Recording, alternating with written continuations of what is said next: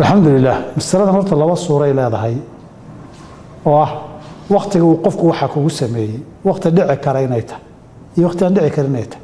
دي صلاة الظهر يا صلاة عصر حل اللي تشوف انتو كو آدم هذا أدو اسكع انتو أديك التقصير كي يقبض فلك دي أديك على يمد وقت جدي بماها وحبا التأويل كحبا الله التأويل يحبا يسوع عذر دار يانا إنه وجه يقيل يالان كرا مهمة علماء وحيرة إذا كان وجه العذر ليس ببين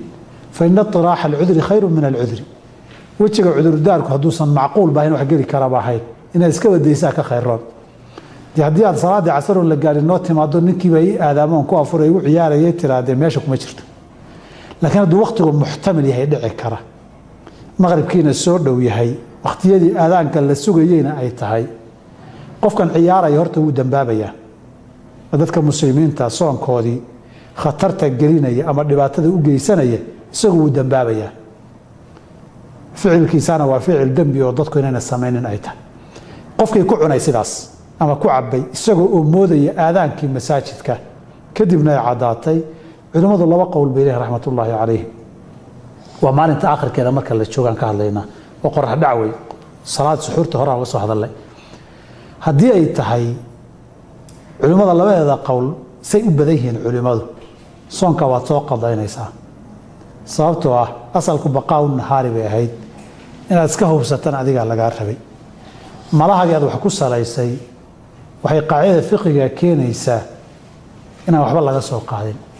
la cibrata bidhanni albayyin khataw malaad malaysay oo dib ka cadaatay inuu khalad ahaa waxba ka jirin wax ka soo qaad malaha marka malahaagi cudurdaar maaha waa sida fuqahaada culimadu ay u badan yihiin raxmatullaahi calayhi cumar radiyallahu anhu ardaahu saas waa laga wariyay athara waa ka sugaya dhinaca kale cumarna waa laga wariyay inay qoraxda inay dhacda ay moodeen zayd ibn wahab ay ka warinayaan oo markay wax cunaan kadib qoraxdu soo baxday oo qaariyadan waan dambaabnay waan afwaan qadaynayna oo yiri wallahi baan ku dhaartay ma qadaynayno ma tajaanafna li ithmin dambi uma nan qastin anagu taana waxay ka dhigan tahay qofku jaahil bit tahriim xukunkeedii in la geliyo oo qofku waqti soon kamida oo xaraam ka tahay cuntadu ma garanaynin shuruuda waxyaabaha fariyana waxa kamid aha al-ilmu bit tahriim ila doctor marka qofkan ma oga xukmul jaahil buu qaadanaya oo soo qadayn maayo